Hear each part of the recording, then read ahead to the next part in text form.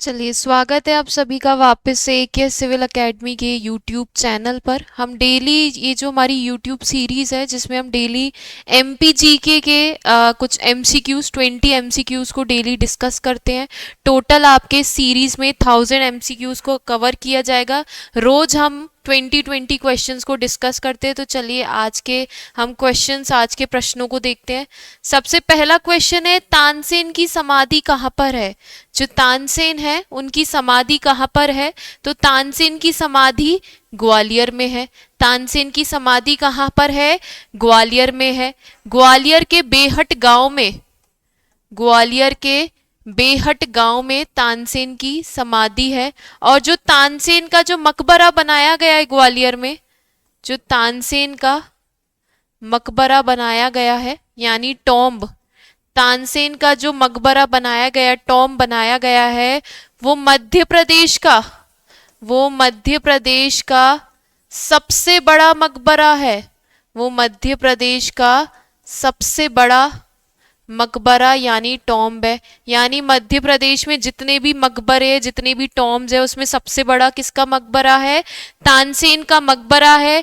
तानसेन का जो मूल नाम था यानी जो इनका ओरिजिनल नेम था, तानसेन का जो मूल नाम था, इनका ओरिजिनल नेम था, वो था रामतनु पांडे। तानसेन का ओरिजिनल नेम क्या था? रामतनु पांडे। इन्हें प्यार से तन्ना भी कहा जाता था। तानसेन को तन्ना भी कहा जाता था। इनका ओरिजिनल नेम, मूल नाम था इनका रामतनु पांडे। ग्वालियर में आपको इनकी समाधि देखने को मिलेगी। ग्वालियर में जो बेहट गांव है वहां पर इनकी समाधि देखने को मिलेगी। जो बेहट गांव है, बेहट गांव के पास हर साल तानसेन समारोह, हर साल तानसेन सेरेमनी, तानसेन समारोह आयोजित किया जाता है। हर साल तानसेन सेरेमनी ऑर्गेनाइज की जाती है। और जो 2023 में जो तानसेन समारोह हुआ था वो 99 नंबर का हुआ था। वो 99 नंबर का हुआ था, 99 नंबर का हुआ था। ये जो सेरेमनी समारोह, ये बेहट गांव के पास में ही इसका आयोजन किया जाता है। और ये 7 डेज की सेरेमनी होती है। देश भर के कलाकार आते हैं, सिर्फ एमपी के नहीं, पूरे देश में अलग अलग स्टेट से कलाकार आते हैं, वो परफॉर्मेंस करते हैं ना। तो ये कुछ बेसिक नॉलेज थी, बेसिक जानकारी थी तानसेन जी के बारे में। और एक और सबसे बड़ी चीज की, अकबर के 9 रत्नों में से एक थे। अकबर के नवरत्न यानी 9 ज्वेल्स में से एक थे तानसेन। अकबर के 9 रत्न 9 ज्वेल्स में से एक थे। उसके बाद नेक्स्ट क्वेश्चन देखते हैं। नेक्स्ट क्वेश्चन है, मध्य प्रदेश की प्रथम किन्नर महापौर यानी मध्य प्रदेश की पहली किन्नर महापौर, इंग्लिश में क्या हो जाएगा? First unique mayor. Madhya Pradesh की फर्स्ट यूनिक मेयर कौन है? यानी मध्य प्रदेश की पहली किन्नर महापौर कौन है? तो वो है कमला जान।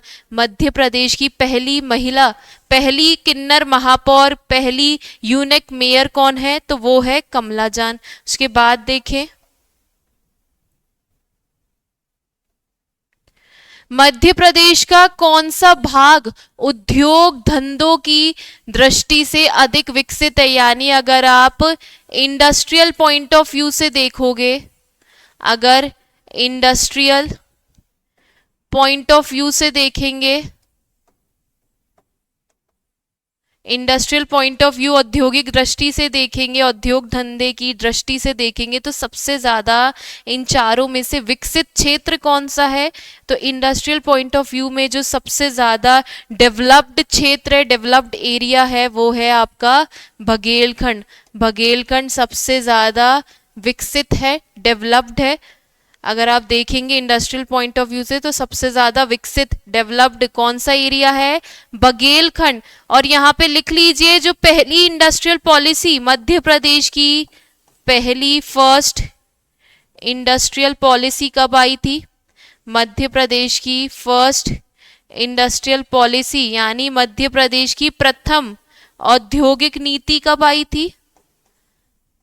मध्य प्रदेश की प्रथम औद्योगिक नीति कब आई थी? तो वो आई थी 1972 में, 1972 में मध्य प्रदेश की पहली इंडस्ट्रियल पॉलिसी औद्योगिक नीति आई थी। और मध्य प्रदेश का पहला special economic zone, Madhya Pradesh का पहला स्पेशल इकोनॉमिक जोन, जिसे शॉर्ट फॉर्म में सेज भी कहते हैं, तो वो है इंदौर में। मध्य प्रदेश का पहला स्पेशल इकोनॉमिक जोन यानी विशेष आर्थिक जोन, विशेष आर्थिक जोन, तो वो कहाँ पर है? तो मध्य प्रदेश का पहला सेज, पहला स्पेशल इकोनॉमिक जोन वो है इंदौर में। मध्य प्रदेश की पहली औद्योगिक नीति, फर्स्ट इंडस्ट्रियल पॉलिसी कब आई? 1972 में। और अगर आप इंडस्ट्रियल पॉइंट ऑफ व्यू से देखोगे तो मध्य प्रदेश में सबसे ज़्यादा डेवलप्ड एरिया, सबसे ज़्यादा विकसित क्षेत्र है आपका बघेलखंड वाला। इसके बाद देखें, इसके बाद नेक्स्ट क्वेश्चन है, मध्य प्रदेश का प्रथम लोकायुक्त कौन है? यानी मध्य प्रदेश के पहले लोकायुक्त कौन है? तो मध्य प्रदेश के पहले लोकायुक्त पीवी दीक्षित है। मध्य प्रदेश के पहले लोकायुक्त कौन है? पीवी दीक्षित। तो चलिए पीवी दीक्षित के बारे में कुछ एक दो पॉइंट्स देख लेते हैं।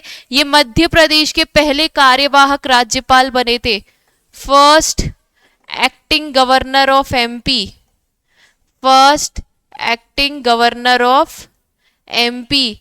मध्य प्रदेश के पहले कार्यवाहक राज्यपाल बने थे कौन? पीवी दीक्षित। पहले कार्यवाहक राज्यपाल, फर्स्ट एक्टिंग गवर्नर कौन? पीवी दीक्षित। उसके अलावा ये मध्य प्रदेश हाई कोर्ट के चीफ जस्टिस भी रह चुके हैं। मध्य प्रदेश हाई कोर्ट के चीफ जस्टिस यानी मध्य प्रदेश उच्च न्यायालय के मुख्य न्यायाधीश भी रह चुके हैं, मुख्य न्यायाधीश भी रह चुके हैं कौन? पीवी दीक्षित। उसके बाद अब हमने देख लिया प्रथम लोकायुक्त पीवी दीक्षित है, तो अभी एट प्रेजेंट में कौन है मध्य प्रदेश के लोकायुक्त? वर्तमान में हमें मध्य प्रदेश के लोकायुक्त कौन देखने को मिलेंगे? तो वो है एन के गुप्ता। वो कौन है? एन के गुप्ता। मध्य प्रदेश के वर्तमान में प्रेजेंट में जो लोकायुक्त है वो है एन के गुप्ता। उसके बाद देखें,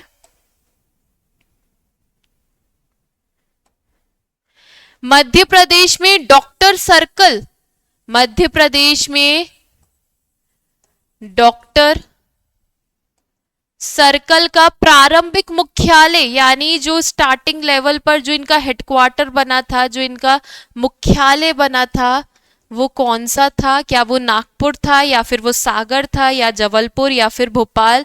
तो मध्य प्रदेश का जो डॉक्टर सर्किल प्रारंभ में उसका जो मुख्यालय था, हेडक्वार्टर था, वो था नागपुर। ये बिल्कुल स्टार्टिंग की बात हो रही है जब मध्य प्रदेश राज्य का गठन नहीं हुआ था। मध्य प्रदेश राज्य का गठन कब हुआ था? 1 नवंबर 1956 में as a state Madhya Pradesh का फॉर्म हुआ था, 1 नवंबर 1956 में। उससे पहले Madhya Pradesh state A, state B, state सी में डिवाइडेड था, जिसमें आपका राज्य का यानी स्टेट ए था सेंट्रल प्रोविंस इन बरार, और सेंट्रल प्रोविंस इन बरार की ही कैपिटल राजधानी थी नागपुर, जहां पर डॉक्टर सर्किल का स्टार्टिंग में हेडक्वार्टर था, मुख्यालय था। स्टेट बी था मध्य भारत, सेंट्रल इंडिया, और स्टेट सी था आपका विंध्य प्रदेश, जिसमें बाद में जाकर 1 जून 1949 को भोपाल को भी स्टेट सी में ही अलग से भोपाल स्टेट ऐड कर लिया गया था, है ना। तो ये कुछ बेसिक डिटेल्स हैं। इसके बाद देखें, मध्य प्रदेश में होमगार्ड अर्ध पुलिस बल का मुख्यालय कहाँ है? यानी मध्य प्रदेश में होमगार्ड पैरा पुलिस फोर्स का मुख्यालय कहाँ पर है? तो उनका हेडक्वार्टर कहाँ पर है? तो Madhya Pradesh home guard para police force का मुख्यालय है जबलपुर में। कहाँ पर है इनका हेडक्वार्टर? जबलपुर में। तो ये चीज आपको याद होनी चाहिए कि मध्य प्रदेश में होमगार्ड पैरा पुलिस फोर्स यानी होमगार्ड अर्ध पुलिस बल का मुख्यालय जबलपुर में है। और जो इसके हेड होते हैं वो होते हैं महानिदेशक। इसके जो प्रमुख होते हैं वो कौन होते हैं? महानिदेशक, जिनको हम डायरेक्टर जनरल ऑफ पुलिस भी कहते हैं। डायरेक्टर जनरल ऑफ पुलिस यानी डीजीपी। डीजीपी, तो जो डीजीपी होते हैं वही होमगार्ड पैरा पुलिस फोर्स के हेड होते हैं, उसके प्रमुख होते हैं। और इसका हेडक्वार्टर कहाँ पर है? तो इसका हेडक्वार्टर है जबलपुर में। उसके बाद देखें,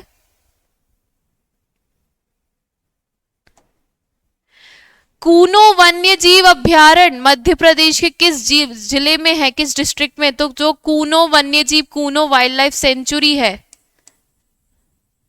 जो कूनो वाइल्ड लाइफ सेंचुरी, तो अब आप सब लोग जानते हैं कि अब मध्य प्रदेश में ऐसी कोई सेंचुरी अभ्यारण्य तो नहीं है, लेकिन मध्य प्रदेश में आपको पालपुर कूनो नेशनल पार्क, राष्ट्रीय उद्यान जरूर देखने को मिलेगा, जो कि कहां पर है? श्योपुर में। श्योपुर में जो कूनो वाइल्ड लाइफ सेंचुरी थी, ये जो सेंचुरी बनी थी 1981 में, कूनो वाइल्ड लाइफ सेंचुरी वन्यजीव अभ्यारण्य कब बना था? 1981 में। और 12 अक्टूबर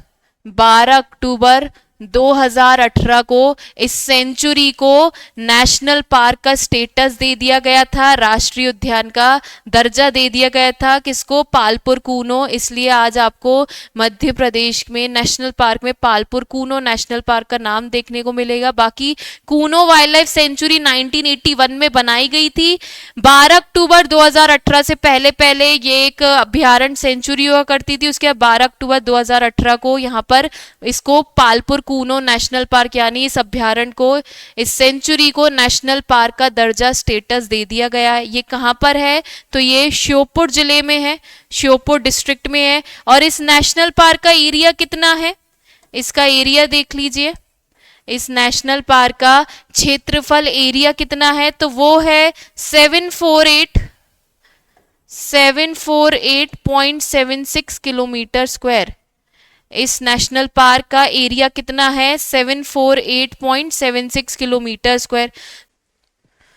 वायरलेस प्रशिक्षण संस्थान यानी जो आपका वायरलेस प्रशिक्षण संस्थान, जिसे कहेंगे police wireless training institute, police wireless training institute, ये जो प्रशिक्षण संस्थान है ये कहाँ पर है? तो ये है इंदौर में। Police wireless training institute, police प्रशिक्षण वायरलेस प्रशिक्षण संस्थान कहाँ पर है? इंदौर में है। और ये इंस्टीट्यूट इंदौर में आपको पुलिस वायरलेस ट्रेनिंग कॉलेज देखने को मिलेगा। पुलिस वायरलेस ट्रेनिंग कॉलेज देखने को मिलेगा। पुलिस वायरलेस ट्रेनिंग कॉलेज यानी पुलिस वायरलेस प्रशिक्षण महाविद्यालय, पुलिस वायरलेस प्रशिक्षण महाविद्यालय कहाँ पर है?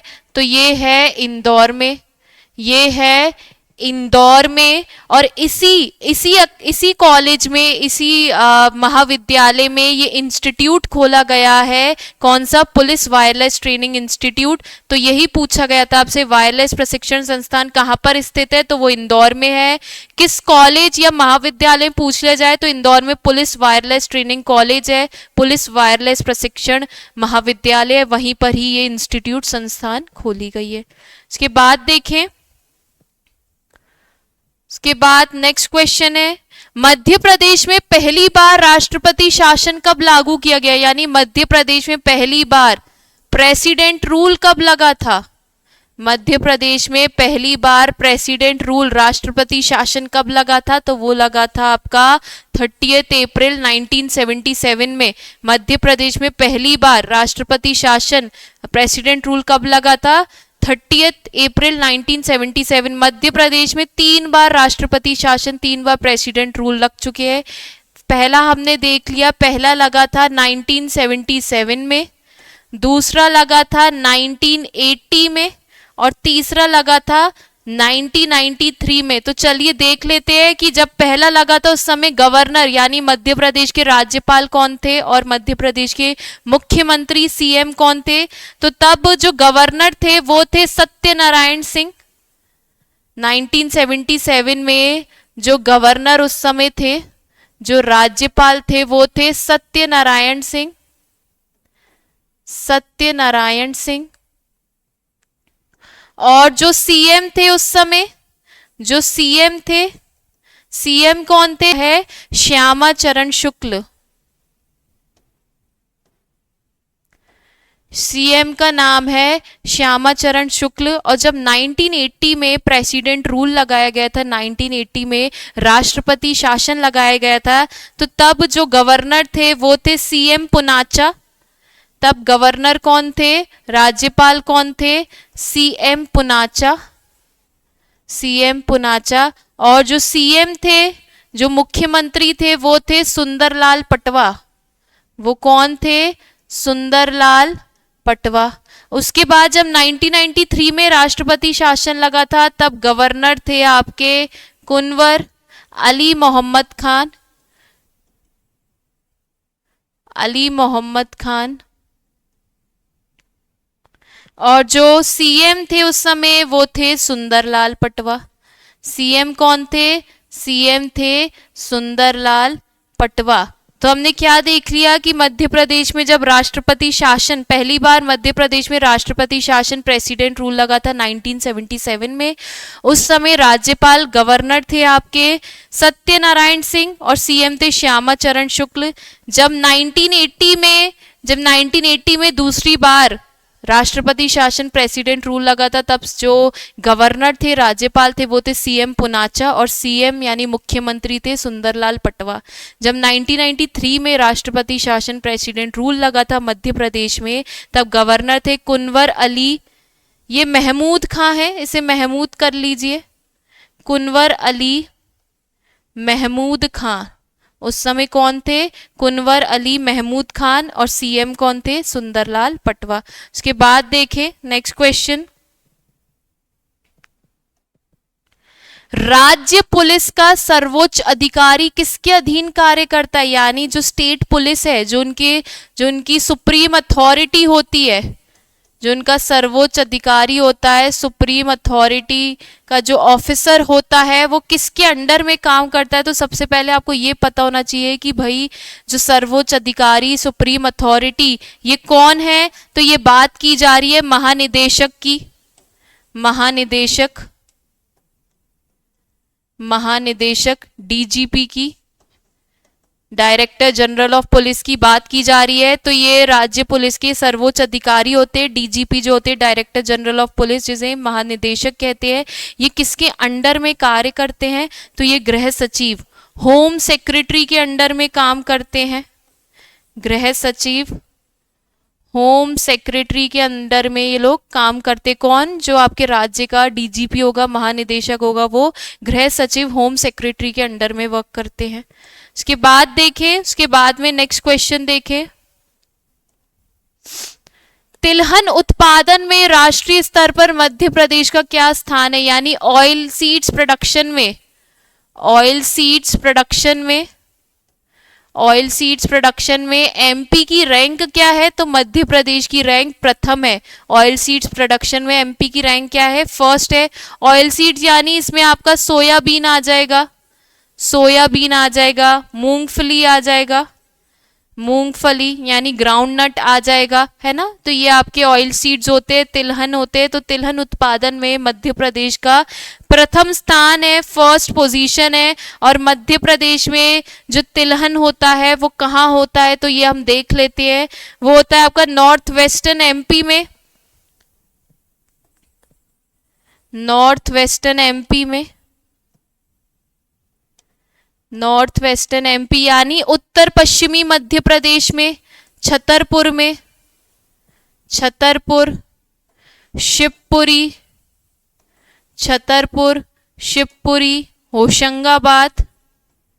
होशंगाबाद, तो यहाँ पर आपको तिलहन का उत्पादन देखने को मिलेगा, है ना। इन डिस्ट्रिक्ट्स में किन कहाँ कहाँ पर, मध्य प्रदेश का उत्तर पश्चिमी भाग में, छतरपुर में, शिवपुरी में, होशंगाबाद में। उसके अलावा आपको सीधी डिस्ट्रिक्ट में भी देखने को मिलेगा, सीधी जिले में, सीधी डिस्ट्रिक्ट में। इसके बाद नेक्स्ट क्वेश्चन देखें।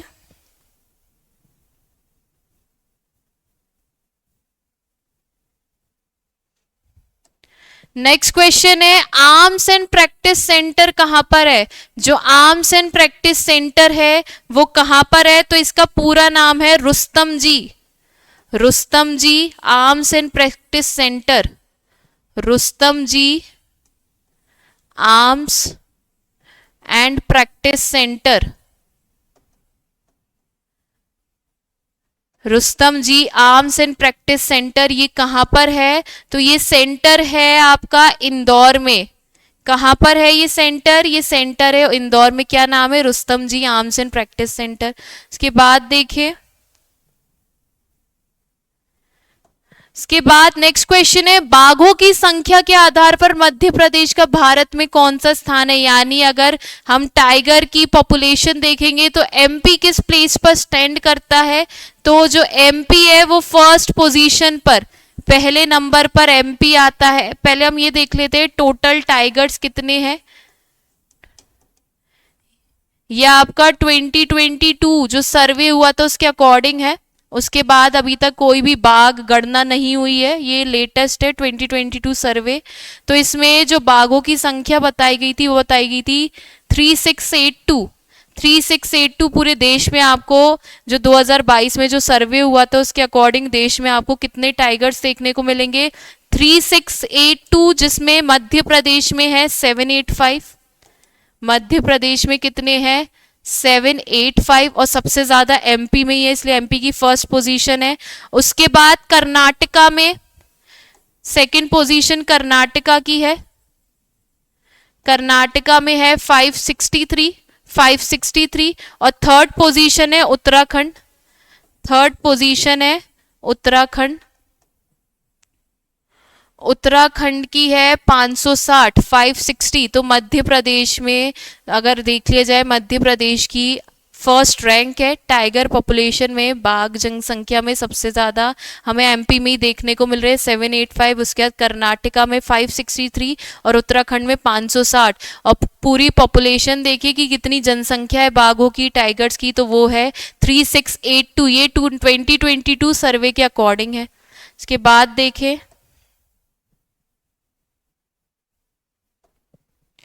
मध्य प्रदेश में पहला महिला थाना कहां पर स्थित किया। यानी मध्य प्रदेश में पहला महिला थाना कहां पर है, तो पहला महिला थाना वो है भोपाल में।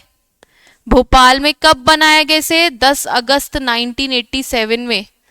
मध्य प्रदेश का जो पहला महिला थाना है वो भोपाल में है, और इसे कब बनाया गया, 10 अगस्त 1987। और अभी अगर आप वर्तमान में देखेंगे, प्रेजेंट में मध्य प्रदेश के 10 जिलों में, 10 जिलों में 10 डिस्ट्रिक्ट्स में आपको महिला थाना देखने को मिलेगा। और सबसे पहला बना था भोपाल में 10 अगस्त 1987 को, उसके बाद दूसरा बना था ग्वालियर में। और अभी आप प्रेजेंट में देखोगे वर्तमान में तो आपको 10 जिलों में 10 डिस्ट्रिक्ट्स में आपको महिला थाना देखने को मिलेंगे। इसके बाद देखें,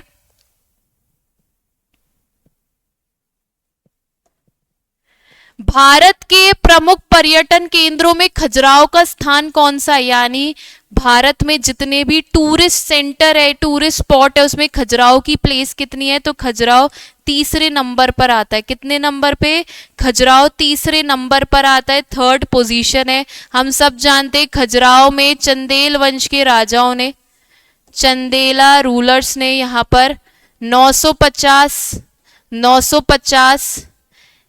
से लेकर 1050 तक इन्होंने यहाँ पर टेम्पल्स कंस्ट्रक्ट करवाए हैं, है ना, मंदिर बनवाए थे चंदेल वंश के शासकों ने।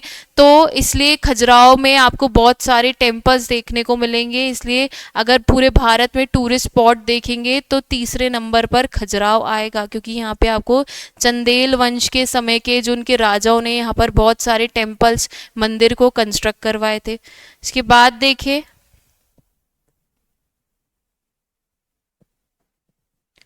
कौन सी जनजाति लोहासुर को अपना देवता मानती है, यानी कौन सी ट्राइब है जो कि लोहासुर को अपना देवता मानती है, अपना डाइटी मानती है?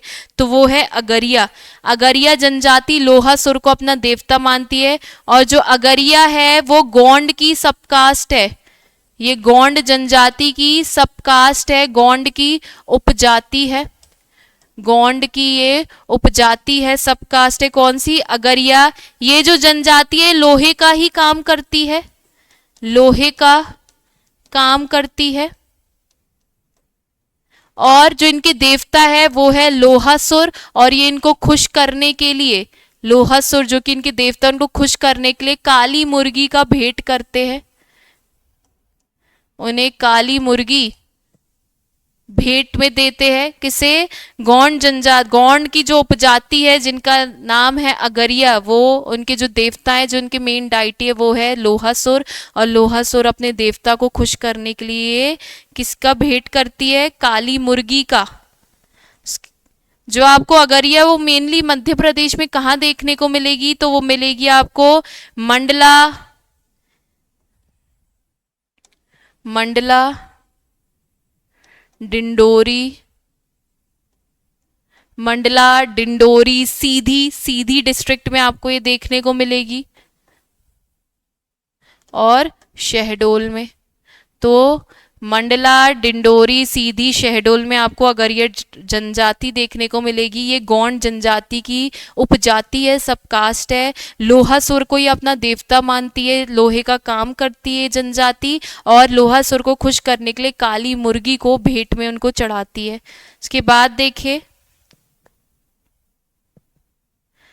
निम्नलिखित में से किस क्षेत्र की खान से हीरा निकाला जाता है, यानी किस क्षेत्र की माइन से हीरा निकाला जाता है, डायमंड निकाला जाता है? तो वो है मझगवा, और ये आपका पन्ना डिस्ट्रिक्ट में, पन्ना डिस्ट्रिक्ट में मझगवा आता है। यही इसी माइन से, इसी खान से हीरे निकाले जाते हैं।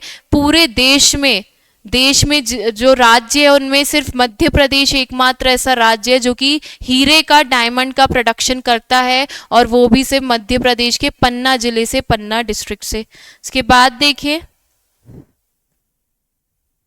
इसके बाद नेक्स्ट क्वेश्चन है, भीलों के घर को क्या कहा जाता है? जो भीलों के घर होते हैं, जो इनके हाउस होते हैं, उनको क्या कहा जाता है? उनको कू कहा जाता है। भीलों के घरों को क्या कहा जाता है? कू कहा जाता है। फला क्या होता है? चलिए देख लीजिए, फला क्या होता है? तो भीलों के घरों के समूह को, यानी ग्रुप्स ऑफ होम्स, घरों के समूह को, भीलों के घरों के समूह को, ग्रुप, जो भीलों के जो घर होते हैं उनके ग्रुप्स को, यानी एक जगह उनके बहुत सारे घर है तो उनके जो वो समूह हो गया, ग्रुप हो गया, तो उसको फला कहा जाएगा। और चिमाता क्या होता है? भीलों द्वारा की गई कृषि को चिमाता कहा जाता है। भीलों द्वारा की गई कृषि को, भीलों द्वारा की गई कृषि को, यानी भील ट्राइब जो एग्रीकल्चर करती है उसे चिमाता कहते हैं। उसके बाद देखें, बिरहा और विदेसिया नामक गायन तरीका मध्य प्रदेश में किस क्षेत्र का? यानी बिरहा और विदेसिया ये दोनों फोक सिंगिंग है, ये दोनों फोक सिंगिंग है, लोक गायन है। किस क्षेत्र का लोक गायन है? तो ये बघेलखंड का लोक गायन है, बिरहा और विदेसिया। कौन सा? बिरहा और विदेसिया, बघेलखंड का। जो बिरहा है वो खेत, जो आपका बिरहा है वो खेत और सुनसान राहों में, जो सुनसान रास्ते होते हैं, सुनसान रास्तों में सवाल जवाब के माध्यम से गाया जाता है, सवाल जवाब के माध्यम से, यानी क्वेश्चन एंड आंसर के तरीके से बिरहा गाया जाता है। कहाँ? बघेलखंड के क्षेत्र में। और जो विदेसिया है, जो विदेसिया है ये भी आपका बघेलखंड क्षेत्र में ये फोक सिंगिंग होती है, लोक गायन होता है। इसे कौन सी जाति गाती है? तो वो देख लीजिए, वो है गडरिया, गडरिया, तेली और कोटवार। गडरिया, तेली और कोटवार ये वो जाति है जो कि विदेशीय गायन गाती है, यानी विदेशीय जो कि फोक सॉन्ग है। बघेलखंड में ये आपको जातियां देखने को मिलेंगी, गडेरिया, तेली, कोटवार। ये जाति फोक सॉन्गिंग, फोक कौन सा गाना गाती है? विदेशिया, जो कि बघेलखंड का लोक गायन है। उसके अलावा जो ये विदेशिया गाया जाता है ये भी जंगल और सुनसान राहों में गाया जाता है। जंगल यानी फॉरेस्ट और सुनसान रास्ते में गाया जाता है। सुनसान रास्ते में गाया जाता है। तो हमने क्या देख लिया? बिरहा और विदेशी ये दोनों फोक सिंगिंग है, लोक गायन है, बघेलखंड वाले क्षेत्र में गाया जाता है। जो बिरहा है ये खेत और सुनसान जो रास्ते होते हैं वहां पर सवाल जवाब के माध्यम से गाया जाता है। और जो विदेशिया है वो गडरिया, तेली और कोटवार ये तीन जाति बघेलखंड में गाती है और ये भी जंगल और सुनसान रास्ते में गाया जाता है। इसके बाद देखें, आज का लास्ट क्वेश्चन है, मध्य प्रदेश का सबसे गर्म स्थान कौन सा है? मध्य प्रदेश का सबसे गर्म स्थान कौन सा है? तो वो है आपका, अगर हम ऑप्शन के अकॉर्डिंग देखेंगे तो यहाँ पर है गंज बसौदा। गंज बसौदा में 48.7 डिग्री सेल्सियस रिकॉर्ड किया गया था। अगर ऑप्शन में खजुराहो होता तो सबसे ज्यादा फिर खजुराहो लिखा जाता, क्योंकि खजुराहो में 49.2 डिग्री सेल्सियस रिकॉर्ड कर लिया गया है, 49.2 डिग्री सेल्सियस। लेकिन अभी ऑप्शन में गंज बसौदा है तो आप लोग गंज बसौदा टिक करेंगे। कितना? 48.7 डिग्री सेल्सियस, इतना ज़्यादा वहाँ पर तापमान रिकॉर्ड किया गया है। और फिर उसके बाद खजुराहो में और ज़्यादा रिकॉर्ड किया गया था, 49.2 डिग्री सेल्सियस। तो आप लोग कमेंट सेक्शन में बताइए आप लोग कितना स्कोर कर रहे हैं और ये सीरीज़ आपको कैसी लग रही है। चलिए, धन्यवाद।